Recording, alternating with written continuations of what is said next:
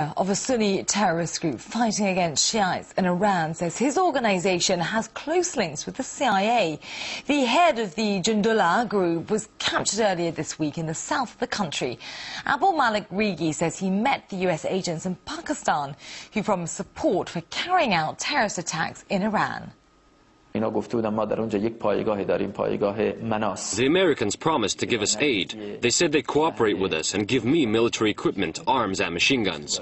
They told me that in Kyrgyzstan they have a base called Manas near Bishkek, and that in a place like this, some high-ranking American person could come and we could reach an agreement on making personal contacts. The Americans said Iran was going its own way, and they said their problem at the present is Iran. Not Al-Qaeda, not the Taliban, their main problem is Iran. One of the CIA officers said that it was too difficult for them to attack Iran militarily, but they plan to give aid and support to all anti-Iranian groups that have the capability to wage war and create difficulty for the Islamic State.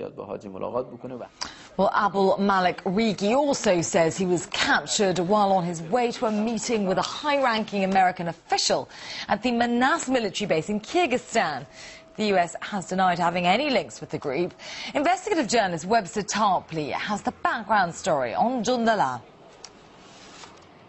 This is Jundullah, or the Rigi brothers organization. It's a family firm, you might say, which operates as a terrorist organization. It's widely thought to be based in Pakistan, but it operates in Iran on the other side of that border. And it's also thought to engage in a lot of smuggling, drug running, and now they've branched out into terrorism. They've blown up a mosque, killing 25 people a couple of years ago.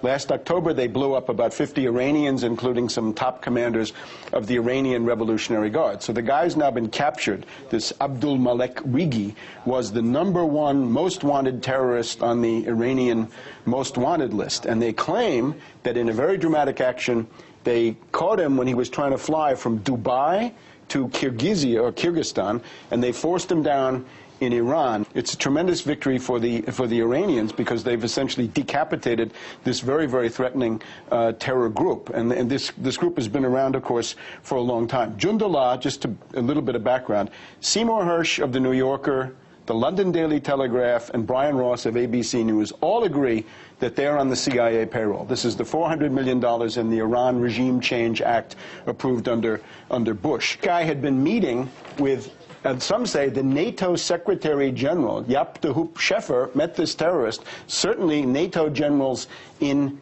Afghanistan, so they operate as an arm of NATO strategy in the entire region. Investigative journalist Webster Tarpley talking earlier in our Washington studio.